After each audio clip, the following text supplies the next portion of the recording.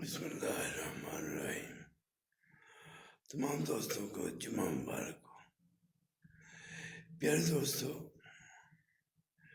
اللہ تعالیٰ نے قرآن پاک میں ہر چیز کا ذکر فرما دیا کہ زندگی کیسے گزارنی ہے، کیونکہ نفس جو ہے،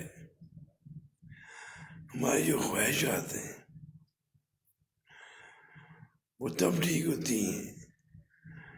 جب ہم اللہ کی رضا جو ہے،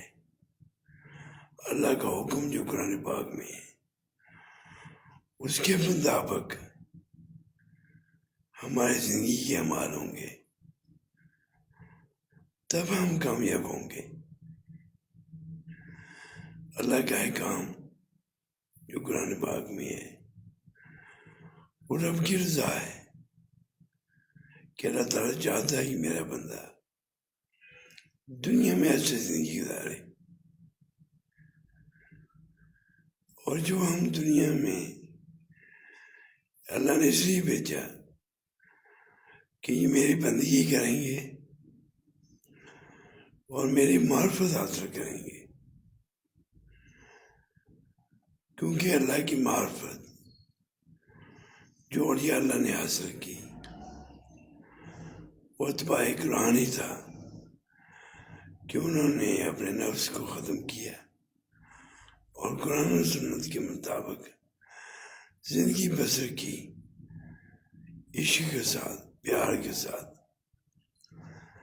تب انہیں وہ مقام ملا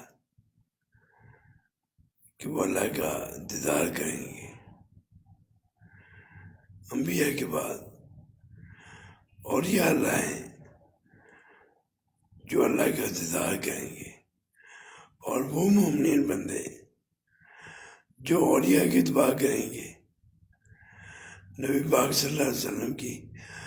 سیرت کو چاہیں گے، اس پہ عمل کریں گے۔ یعنی مقصد یہ ہے زندگی کا کہ رب کو راضی کرنا، کیونکہ اینڈ مقام قبر ہے۔ انسان جو ہے، مسلمان جو ہے، اس کو اینڈ اس کا قبر ہے، اور قبر کے آگے کچھ نہیں، کیونکہ جو انسان کے دنیا کے اعمال ہوں گے اس کے مطابق وہ قبر میں ان کی جزا پائے گا۔ اللہ تعالیٰ ہم سب کو صحیح طریقے سے قرآن کے احکام کو سمجھنے کی، اس پہ عمل کرنے کی اللہ توفیق عطا فرمائے، اور شیطان کی شر سے اور لوگوں کی شر سے اللہ تعالیٰ پناہ عطا فرمائے، اپنے حفظ و امان میں رکھے، اللہ بیماروں کو شفا عطا فرمائے، تمام لوگوں کی نیک حاجات اللہ تعالیٰ پوری فرمائے۔ آمین یا رب العالمین، آمین۔